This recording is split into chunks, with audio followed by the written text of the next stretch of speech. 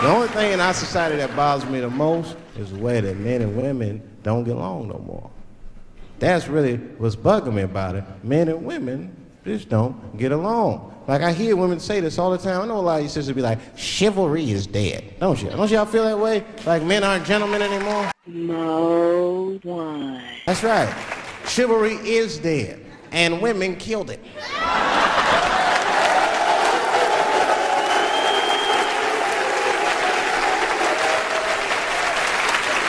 Let me tell you something. If a man could fuck a woman in a cardboard box, he wouldn't buy a house.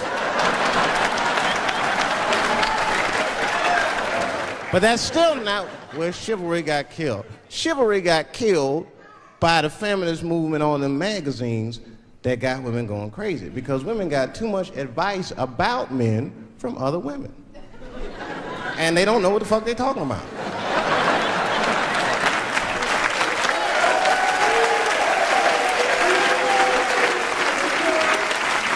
And it's true. I see this shit in the magazines. I don't read them, but I be seeing the cover. I be in the grocery store, fellas, you look at one of the magazines, like, what is this? And they say on the cover, 100 Ways to Please Your Man by some lady. Get out of here, man. Come on. Ain't no 100 ways. That list is 4 things long. Just suck his dick, play with his balls, and then fix him a sandwich and don't talk so much, and they're gonna be happy. Yeah.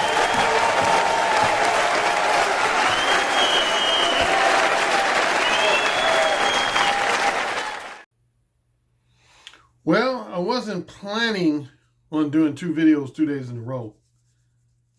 Most of the time, 90% of the time, I don't plan on ever doing 2 videos 2 days in a row. So, yeah, I'd say probably 90% of the time that I do 2 or more videos 2 days in a row, or 3 videos 3 days in a row, is usually unplanned. Excuse me. Oh, the reason you notice I'm not holding up Vitamin Water Zero today, I'm holding up a green tea latte from Starbucks. It's 12 degrees outside. Winter is officially here in the Chicagoland area. Yeah, it's 12 degrees outside. It's cold in a motherfucker. Excuse me.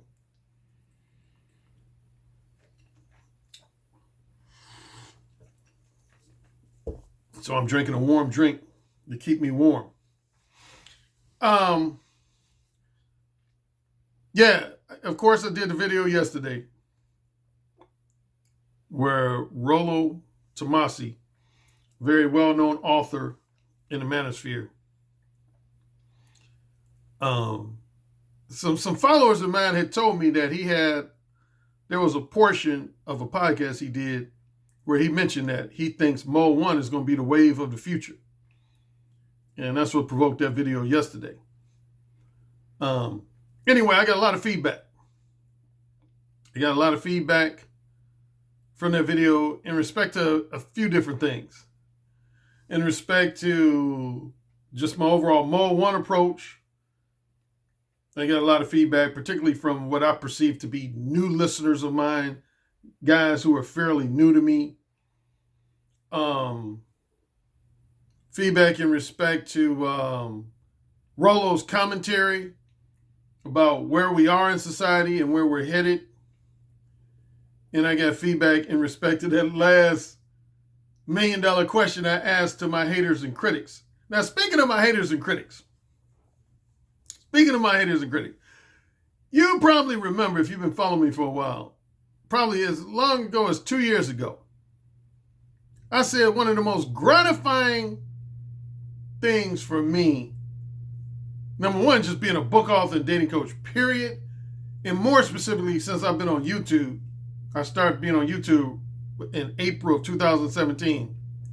I love when I'm able to turn a hater and critic of mine into a fan. And if I had to toot my horn, I've done that quite often. There's actually quite a few times I've done that, where I've turned a guy who was previously a harsh critic and or hater of mine into a fan and follower of mine. Now, in fairness, there's been at least a handful of times I've done just the opposite too. So I've done it both directions. Not too many times in the opposite direction, but there's some people who used to be fans and followers of mine that are now haters and critics of mine, Mumia, Obsidian, Ali. Yeah, there's some people who used to be fans and followers. I can name at least 3, 4, 5 people that used to be fans and followers of mine. But more so, there's been a number of guys that started out being a hater of mine or a critic of mine. And the most recent happened just this morning. I had a guy write me, let's call him J1. Not his real name, but I'll call him that. J1. J1 wrote me and basically admitted, I'm going to be paraphrasing a lot of his commentary. He wrote me an email, but essentially he said, Alan, he said, man, when I used to watch a lot of your previous videos, I didn't like you. He just flat out said, he said, I didn't like you, man. You came across as just kind of, number one, you came across as very full of yourself. He said, you always seem to be in your feelings. You know, I hear that a lot on YouTube when people talk about people being in their feelings. He said, like, when you be yelling at getting all mad and yelling at your webcam or whatever, he said, sometimes you just seem like you are easily triggered, I think is what he said. He said, you came across as someone who was full of yourself. You came up with someone who was easily triggered. And his third criticism was, he said, to me, you pay too much attention to negative shit that's said about you. He said, I know you've said, I've heard you say, you just want to kind of fill up your content. So I guess you use it for content. But he said, that was a turnoff for me, man. He said, you tend to pay too much attention to what your haters and critics say about you or say about your books. But he said, if there was one video that changed my attitude towards you, it was your video you did yesterday, where you featured Rollo Tomassi, and you just, were explaining Mode 1 and why Mode 1 would be beneficial. He said, it provoked me to buy your Mode 1 ebook. He bought the 2017 version. I got 2 versions on Amazon. I got my 2006 version, which is called Mode 1, Let the Women Know What You're Really Thinking. And then I got my 2017 version, which is called Mode 1, Whisper in a Woman's Ear What Is Really on Your Mind. So they have the same title, but they got 2 different subtitles. Again, my 2006 version is called Mode 1, Let the Women Know What You're Really Thinking. And that's also what my audiobook is called. But my 2017 ebook version is called Mode 1, Whisper into a Woman's Ear What Is Really on Your Mind. And matter of fact, that's my only ebook that's ever been #1 in its category on Amazon. All my ebooks have gotten in the top 10 in their respective categories, but that's the only ebook of mine that ranked as high as number. Yeah, in late April, early May of 2017, my 2017 edition of Mode 1 was actually #1 in the category of communication skills. Speaking of rankings, I got to give a quick shout out to Rollo Tomassi, man. Rollo, if you're listening, man, I got to give you your props, man. Rollo caused my ebook to shoot up in the rankings. Now, my books are typically always ranked in the top 100. They're always ranked in the top 100. There's 3 ebooks of mine that are always usually ranked in the top 100 in the category of communication skills. Is the 2006 version of Mode 1, 2017 version of Mode 1, and my 2009 book called Upfront and Straightforward, Let the Manipulative Game Players Know What You're Really Thinking. Those 3 books are always usually ranked in the top 100. But those 3 books haven't found themselves in the top 10 in recent weeks or recent months. But after yesterday's video, man, my 2017 ebook version of Mode 1 shot up to as high as number 10. Yeah. I have to give it probably at least 50% of credit to Rollo, man. Rollo got a strong name, man. And yeah, man, so I guess some of his followers, man, paid attention to that video. And yeah, because I think the day before, it was maybe ranked 45, 46, 47, somewhere in there. And it went up to as high as number 10. Yeah, so shout out to Rollo. But anyway, going back to this guy, J1, who I call him. Number one, he said he bought my Mole 1 book, my 2017 Mole 1 book, read it in one night. He just bought it yesterday afternoon. He literally just bought it like late afternoon, early evening yesterday. By this morning, he said he had already read the whole book.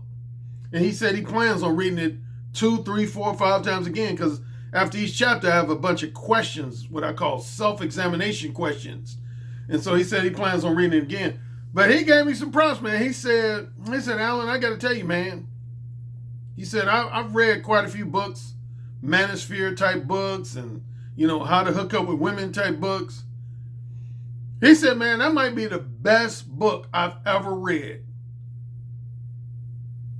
related to dealing with women. Is your book Mole 1? He said, I would have to say, man, that's probably the best book I've ever read. Yeah, he said that's the best book I've ever read, man. He said, the beauty of your book, and of course I've heard this before. He said the beauty of your book is that your book gives men advice on how to get some pussy, but it also simultaneously gives advice on how to prevent yourself from wasting time and money with the women who don't want to give you some pussy. And he said that's what separates your book. Because he said, I've read a lot of books that gave me advice on how to get some pussy. And he said a lot of those books, their advice actually worked. But he said if they had one weakness, they didn't really give me advice on how to prevent the women who weren't interested in giving me some pussy from wasting my time. He said, your book kills 2 birds with 1 stone. You help men get laid if that's what their objective is, but at the same time, you help men prevent themselves from wasting time and money with the women who are not interested in giving them some pussy. And he said, based on that factor, he said, I would rank your book as the best book I've ever read. He said, hey, who asked somebody in the manosphere who said that a lot of you might not be familiar with, an older gentleman, he's also associated with the 21 convention, named George Bruno. He did a video. I'll put it in the comment section. He did a video last year, either last year or early this year, where he said that Mole 1 was the best dating advice book he's ever read. One of the things he loved was something I just mentioned. He said he loved those self-examination questions I have at the end of each chapter. Those self-examination questions I have at the end of each chapter. He said that's what he loved most about my Mole 1 book. Now, sticking to J1, one more thing. Now, he did have his criticisms. He gave me my compliments. He said he's now a new fan and supporter and follower of mine. He subscribed to my YouTube channel. But he had at least one criticism, and it's similar to a criticism I mentioned a couple videos ago when I was talking about alpha male strategies. And I said, alpha male strategies back in fall of 2017, he used to be in my comment section quite a bit. And he would compliment a lot of the contents of my videos, but at the same time, he would criticize them too. And his 2 main criticisms was alpha male strategies. He used to say, Alan, your videos are too long. He said, I don't think your videos should be no more than roughly 15 minutes, at most 20. And number 2, he would say, you spend too much time. 3 criticisms. He said, your videos are too long. He said, a lot of your videos, you ramble too much. Rambo. And digress away from your main topic too much. And 3rd, he said, you engage in too many back and forth beefs with people. And of those 3 criticisms of alpha male strategy, J1 agreed with number 3.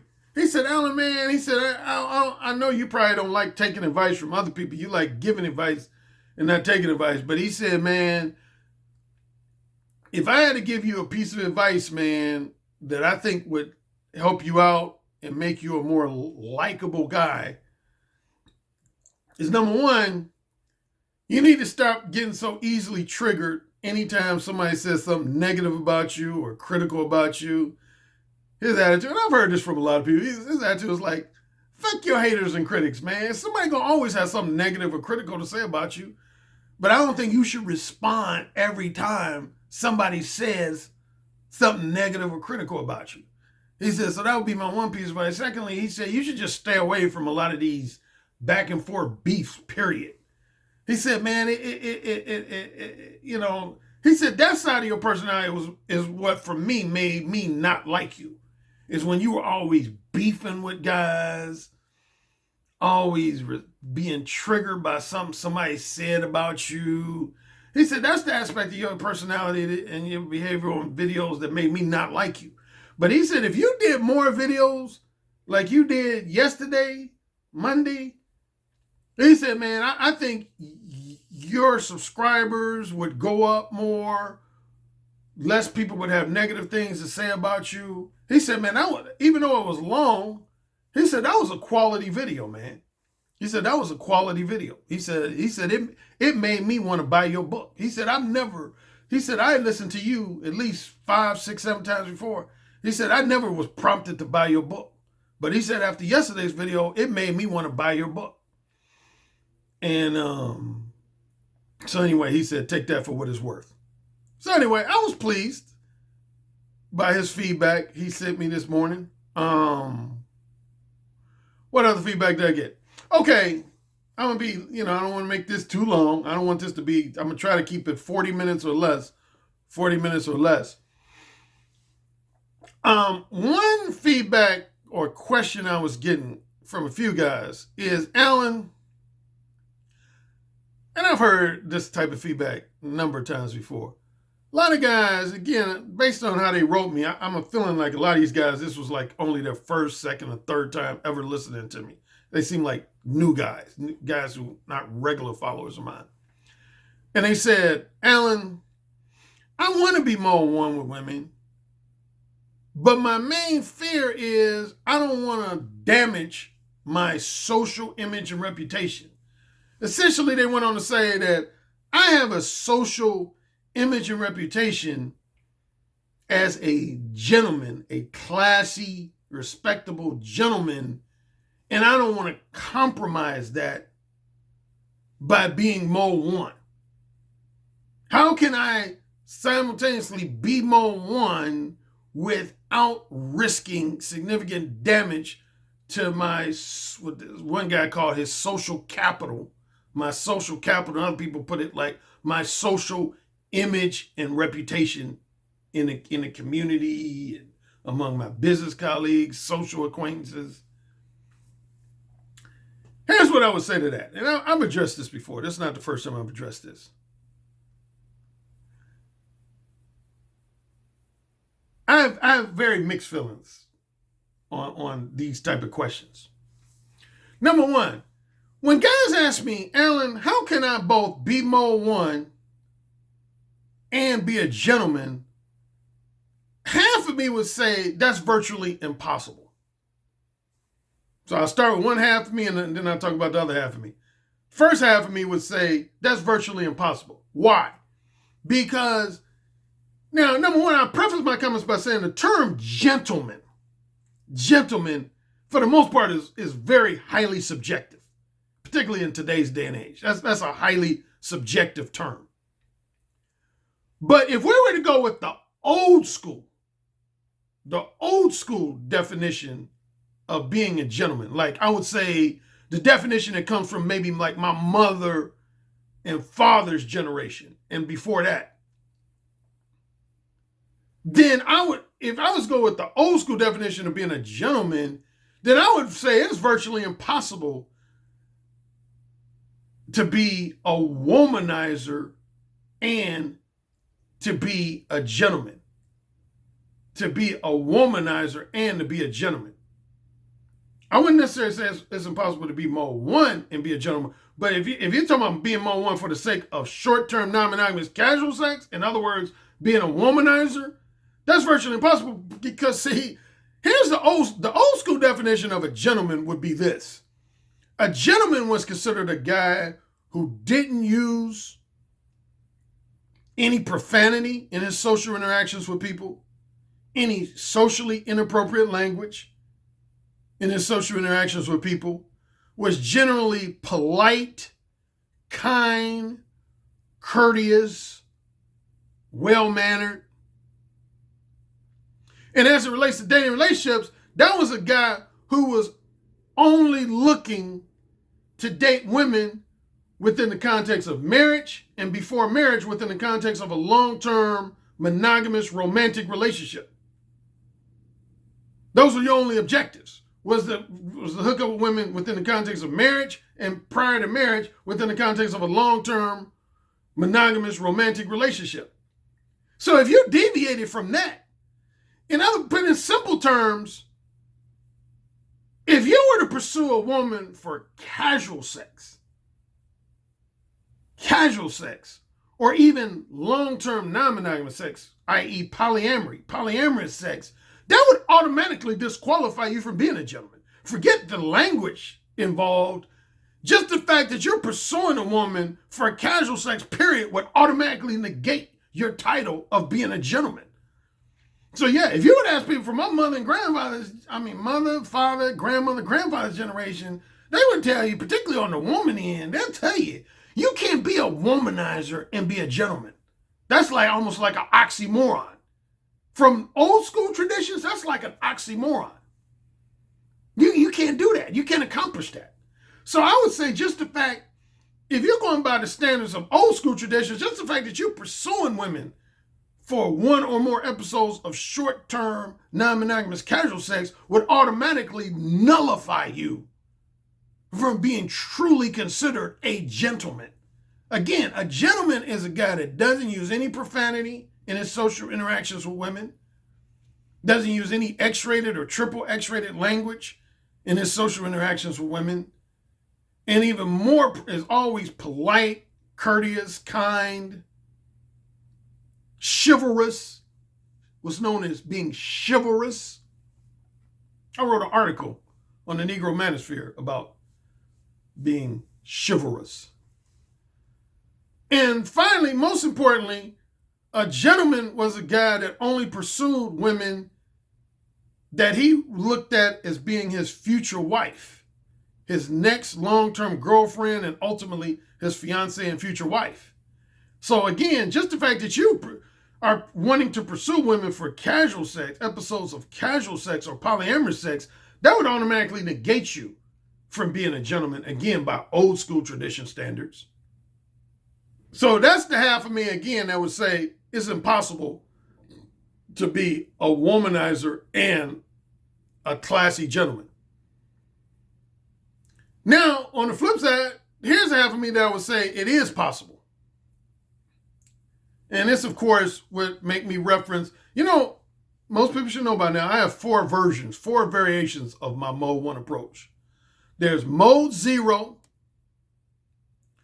Mode 1 Hardcore, Default or Conventional Mode 1, and then Mode 1.5.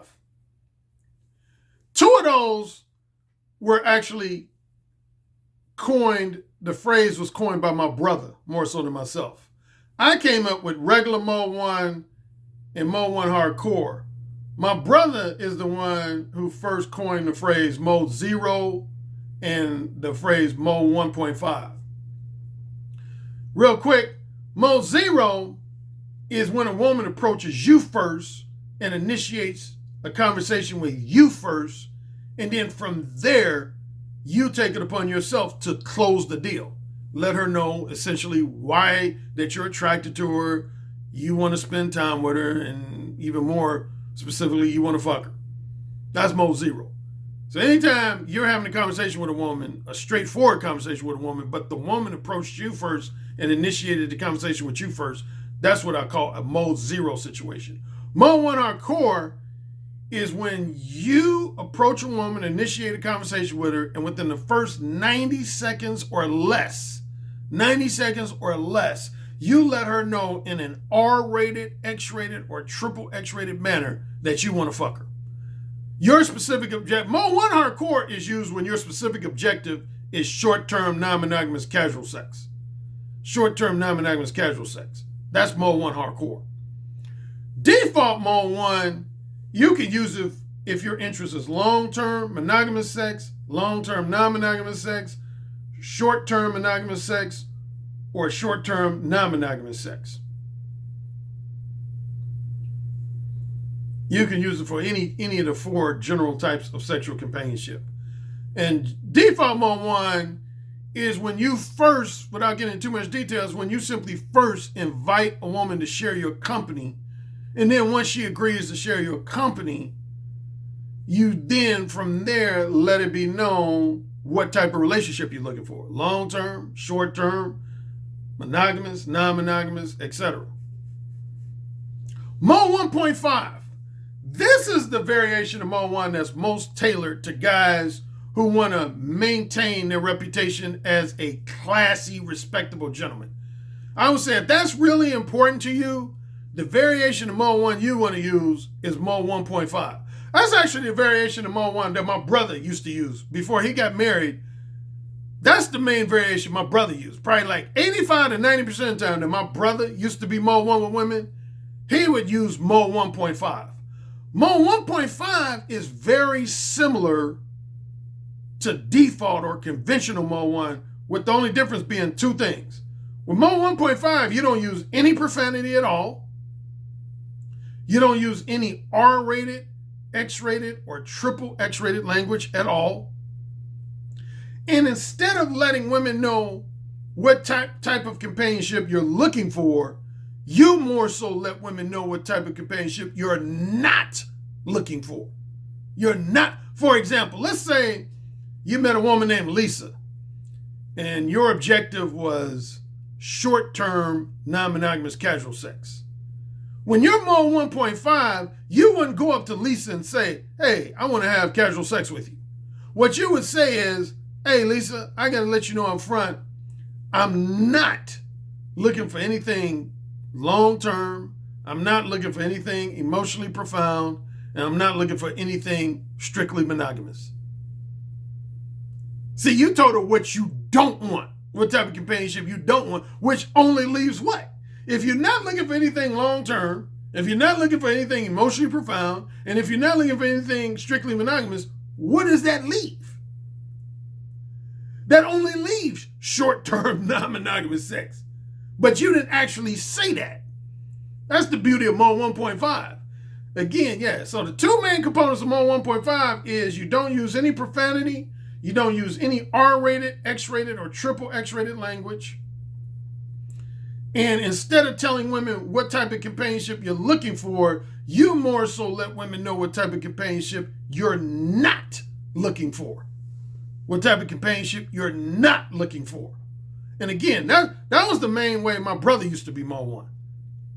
Now, my brother, he, like with his wife, his current wife, he was Mode 1 with her.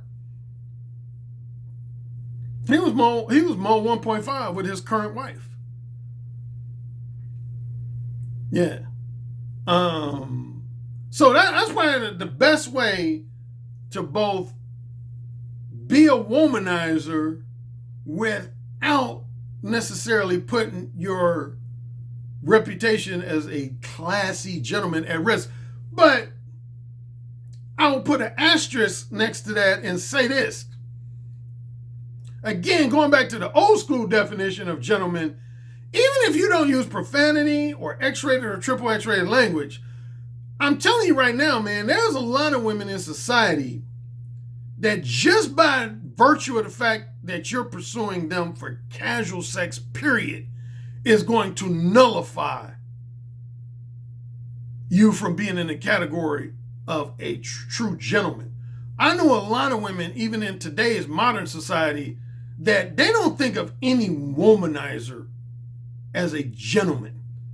When most women think of gentleman, they think of a guy who wants a long-term, emotionally profound, strictly monogamous, romantic relationship that's going to potentially lead to marriage. That's what most women think of when they think of the word gentleman. So just keep that in mind. Another thing I want to talk about, and some of this is kind of out of my wheelhouse. I don't really emphasize a lot of these things, but I I had made the comment in yesterday's video that I was talking about India and their caste system. And I said, who knows, America might find itself transitioning towards some variation of a caste system. And I got quite a few people who wrote me and said, essentially, they said, Alan, where you been? We already have a caste system in America. It might not be, backed with legal repercussions and legal consequences in the same way like a country like India. But for all practical purposes, we already live in a caste system.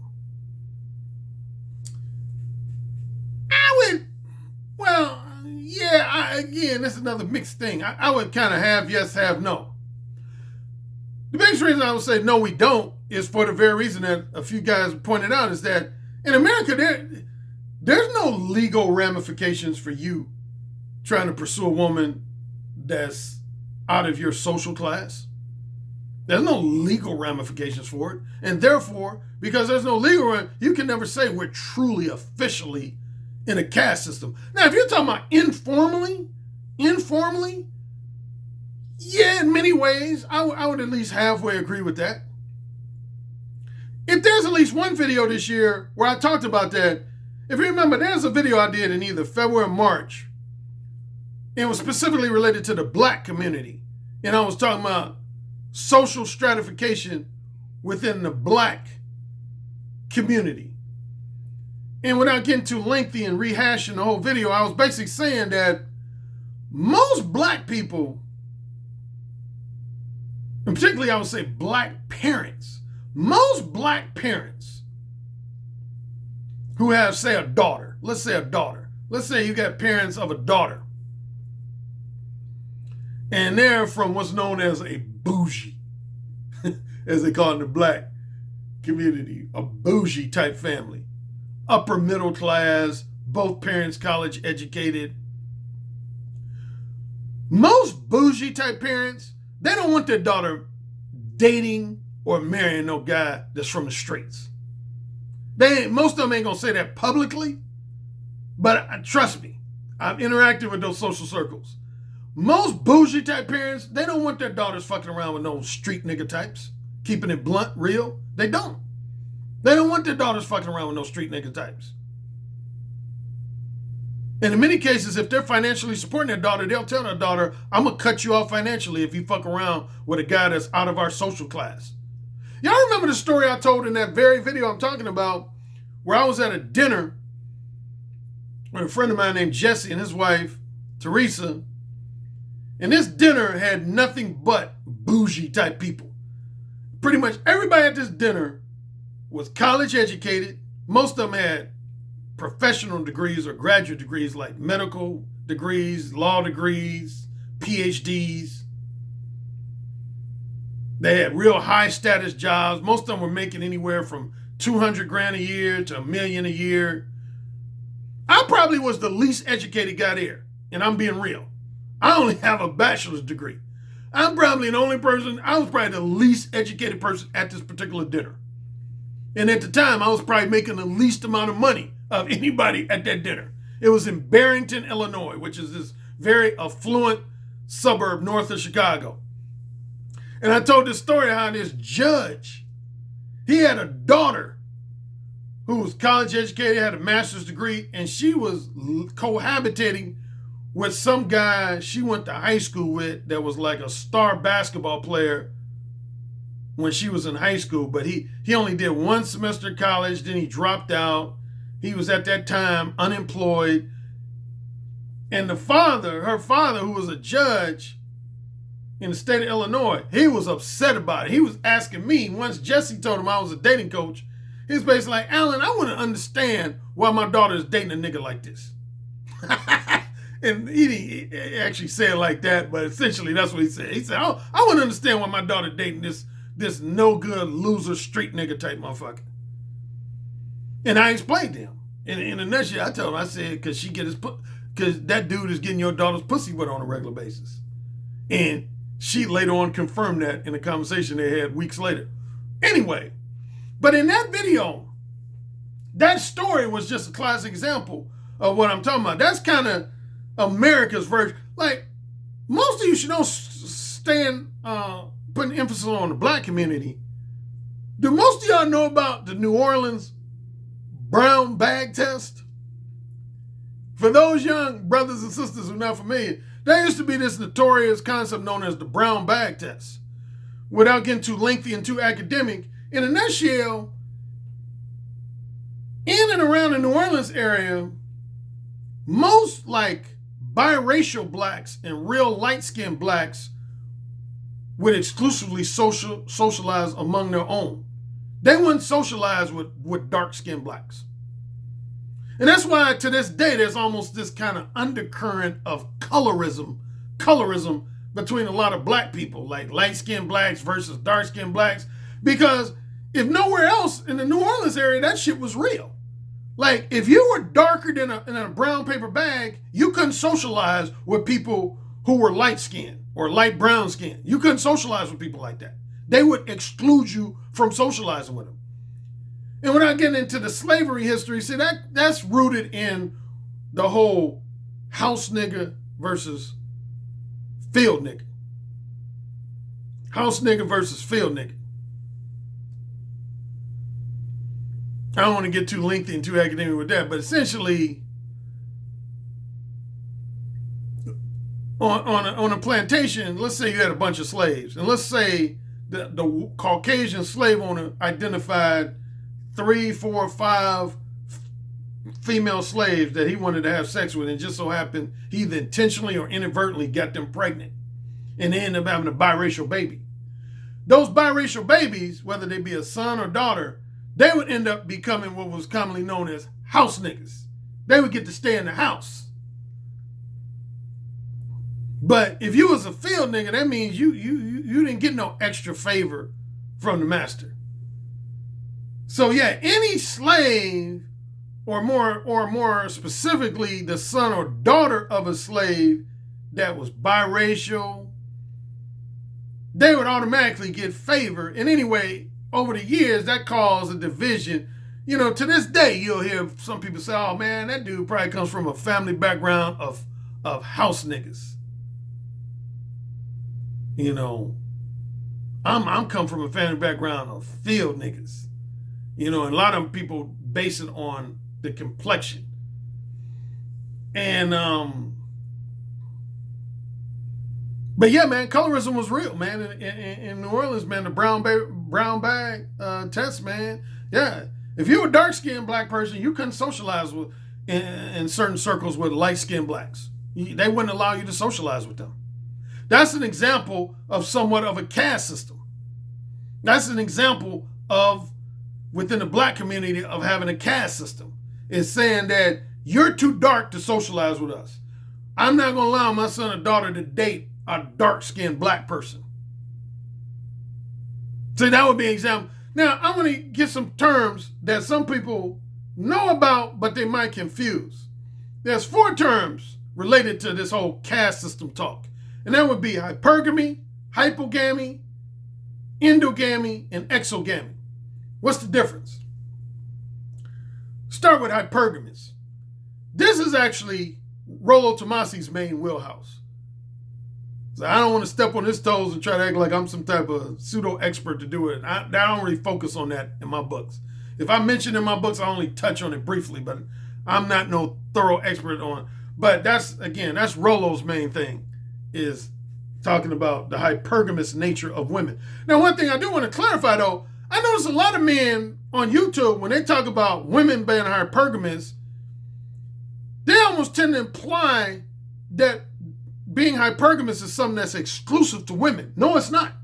And I pointed this out before. A man can be hypergamous. A man can be hypergamous. What does it mean in simple terms to be hypergamous? That simply means you want to marry up. You want to marry up. So if you're a woman and you're looking to marry a man that has a higher degree of career success than you, a higher degree of financial success than you, a higher degree of education than you, higher degree of social status than you, then that means you are hypergamous. You are hypergamous as a woman. But again, a man could be hypergamous. If you're a man, I've actually known at least a handful of men who are, like, I had a frat brother, man, was like that. I had a frat brother who was very hypergamous. Like, he always would go after women who were more educated than him, had a higher degree of career success than him, a higher degree of financial success than him. Now, for casual sex, he would mess around with pretty much anybody. But when it came to long-term relationships, he only wanted to date women that had a higher degree of education and or social status than him. So he was hypergamous. A man can't, it's less common for a man to be hypergamous, but it is not impossible for a man to be hypergamous. But yeah, basically in simple terms, to be hypergamous means you have a strong desire to marry someone who's above your level of social economic status. You want to marry someone that's, again, more educated than you, has a higher degree of career success than you, a higher degree of financial success than you, comes from a better family than you. That means you're hypergamous. The flip side of that is hypogamous. Hypogamous. Hypogamous is when you're pretty much just the opposite. And this tends to more so happen with men. That's when you essentially marry down. In the same way hypergamous centers around marrying up. Hypogamous is when you are inclined to marry down. So you would be inclined to marry, if you're a man, you would be inclined to marry a woman that's less educated than you, has a far lower degree of career success than you, a far lower degree of financial success than you, comes from a family background that's of lower socioeconomic status than you. That would qualify you as hypogamous. Then two other similar terms, but they're not exactly similar, is endogamous and exogamous. Endogamous is somewhat similar. Here's endogamous and exogamous. Endogamous is when you're only willing to allow your children to date someone that's within the same culture as you, in some cases, the same race or ethnic background as you, or the same religious background as you. For example, if you're Catholic and you only want your son or daughter to date other Catholics, that means you're endogamous. That means you're endogamous. If you're Jewish and you only want your son or daughter to date other Jewish people, that means you're endogamous. That's endogamous. Exogamous is when you do just the opposite, is when you are willing to date and or marry someone that's outside of your social background, cultural background, religious background, ethnic background. That's considered exogamous. Exogamous. Okay. Get it? Got it? Good. In my Patreon exclusive portion, I had somebody ask me, and I get this question a lot, Alan, how can you be more one if you really don't know what you want? Like, sometimes when I first meet a woman, I don't know if I want her as a long-term girlfriend or just a casual fuck buddy. Alan, how do you go about determining if a woman is girlfriend material or fuck buddy material or friends with benefits material? How do you go about determining? What things do you look for? I'm going to talk about that in my Patreon exclusive portion.